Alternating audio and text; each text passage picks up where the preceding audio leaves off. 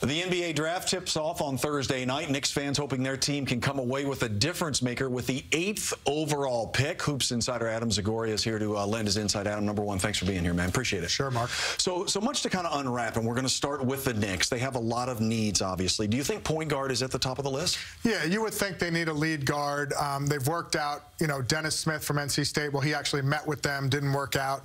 He's a lead guard. I think they really like the kid Frank Ntilikina, French kid who has yet to come over because he's been playing in France.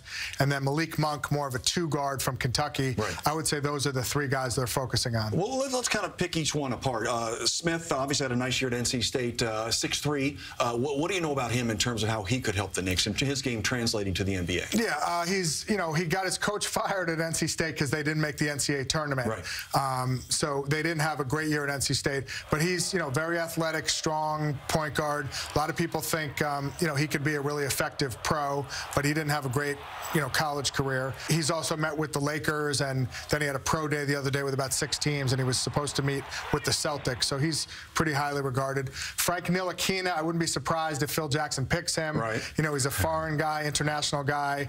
And then, like Kristaps Porzingis, he could get booed at the draft by Knicks fans who don't know that much about him. But remember, Porzingis, to his credit, got booed, went into the interview room and said, hey, it's my job to turn those boos to cheers.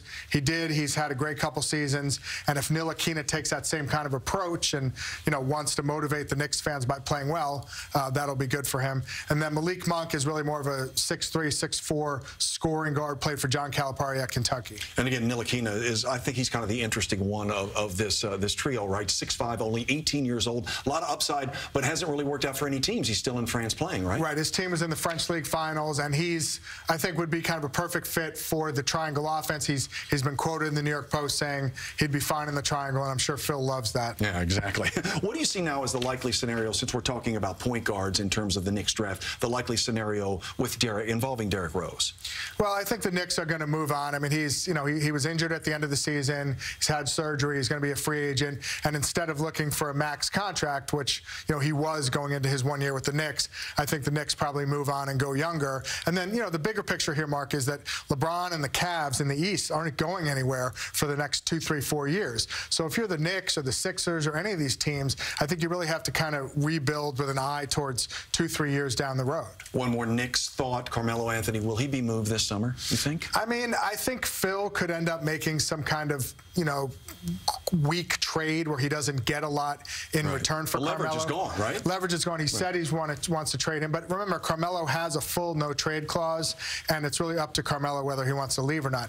If he gets on the phone with his buddy LeBron, and LeBron says, hey, you might be the missing piece to help us compete with the Warriors, sure, maybe he'll go there. Big trade at the top of the draft, Sixers and Celtics. This really made news the last few days, obviously, Adam. Those two teams swapped the 1 and 3 picks, so the Sixers can choose Markelle Fultz with the 1 pick. Which team do you think benefits the most from this move? Well, I mean, look, Danny Ainge is a very smart guy. He's assembled a lot of assets and a lot of young players there. And if there's any team within striking distance of the Cavs in the East, it's the Celtics right now. He's going to go out now with the 3 pick and get a wing player, either Jason Tatum from Duke or Josh Jackson from Kansas, guys that they didn't need the number 1 pick for, plus they get the Sixers first-round pick in 2018. So dealing Danny Ainge is really adding some assets. The Sixers, on the other hand, are going to get their guy, Markelle Fultz. Also didn't make the NCAA tournament, so they're going to have back-to-back number 1 picks, Ben Simmons, Markelle Fultz, 2 guys who didn't make the tournament, but they like Fultz as a off-guard, pairing him with Ben Simmons, who at 6'10" will play the point, and now they'll have Simmons, Markelle Fultz, Joel Embiid, trust the process. And again, these guys are all young, 18, 19, 20, so they've got to think 2, 3 years down the road, post-LeBron, the Sixers can compete. And that's a great young core, right, with those 3 guys. Again, knock on wood, everybody stays healthy, but you got to all of a sudden, the Sixers, it's like, oh, look at this, those 3 guys, right? Yeah, and they already posed for pictures yesterday at their workout facility in Camden. Ben Simmons, Markelle Fultz, Joel Embiid, those guys. They got the locker with Fultz's name on it. They got the locker with his name on it. And he's a guy that can do a lot of things. He can handle the ball. He can play the 1. He can play off the ball next to Ben Simmons. He can shoot it. He can get to the rim. He can do a lot of things. He's bulked up a little bit since leaving Washington. So they're going to get their guy, and they're going to roll with it. Now, this draft is obviously top-heavy with terrific point guards. We've already talked about a few of those. De'Aaron Fox, we didn't mention, out of Kentucky, will likely go probably in the top 5 or 6. Yep. Do you think there's any way the Lakers don't choose choose Lonzo Ball at 2? I don't. You think everything's been a smokescreen the last couple of days? It's not quite the frozen envelope with Patrick Ewing and the Knicks, but I think the way it worked out with the Lakers getting the number 2 pick, it's all lined up for Magic to take, Lonzo, making LeVar and Lonzo very happy. Look, Lonzo Ball is going to be a great player. He's compared to Jason Kidd. He can get the Lakers back to, Showtime, which we just saw in that terrific ESPN 30 for 30 on the Celtics and the Lakers. Plus, the news comes out today that Paul George wants to leave the Pacers, sign with the Lakers. So you get Lonzo Ball, and then maybe get Paul George next year or this year. They got some other young players, Julius Randle, so they could really, help themselves. Before we move on to kind of some of the other draft nuances here, out of all these point guards, which one do you personally think is going to be the best NBA player? I think Lonzo Ball is going to be really fun to watch, especially if he's with the Lakers. I also like De'Aaron Fox a lot. He's been compared to John Wall. John Calipari, who coached him, says he's as fast or faster than John Wall.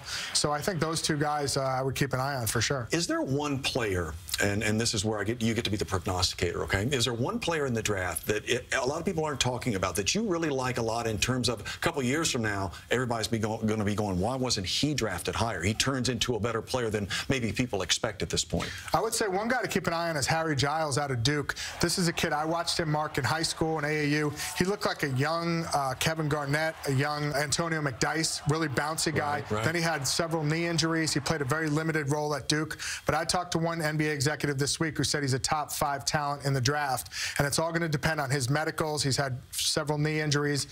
If his medicals are okay, watch out for Harry Giles down the road. Is there one team that you think is in really, really good position to improve itself in the draft that we haven't talked about? In the last few minutes, obviously the Sixers speak for themselves, and the Celtics, what they've done at the top. Yeah, obviously the Celtics have the number 1 pick. They also have, I think, 4 second-round picks. Can really help yourself with those second-round picks. The Portland Trailblazers have 3 first-round picks. 3.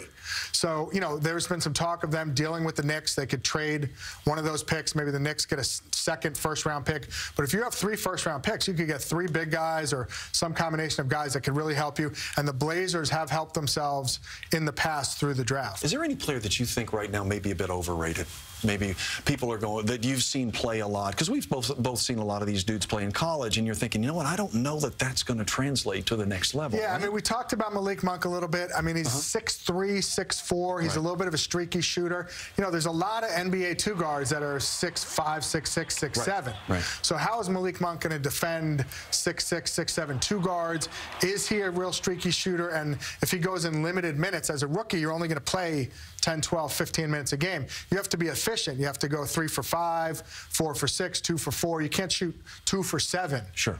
So he's going to have to be able to defend bigger guards and be efficient in his limited time. One other player I want to touch on, I just thought of this, is it Jonathan Isaac from Florida State? Yeah. A lot of people have talked about him. Yeah. He's going to be in that top 8 too. It always seems like most mock drafts, once you get past the terrific point guards we've talked about, there's Isaac, and a lot of people think he's going to be a real player in this league. Yeah, he's 6'10", 6'11", out of Florida State. It wouldn't surprise me if he goes 4, 5, 6. I think it's going to be. I think it's going to be Markelle Fultz number 1. Okay. I think it's going to be Lonzo number 2 to the Lakers, and then probably Josh Jackson to the Celtics out of Kansas. Maybe Jason Tatum from Duke, and then after that, it's going to be really interesting. And Jonathan Isaac has a huge ceiling. Okay, Adam, please let everyone know where they can check out your work. Yeah, it's zagsblog.com and also on Twitter @AdamZagoria. All right, cool. Thanks so much for being here, man. Really Thanks a lot, buddy. Anytime. All right, you got it. NBA draft is on the way. We'll be right back. Don't go away.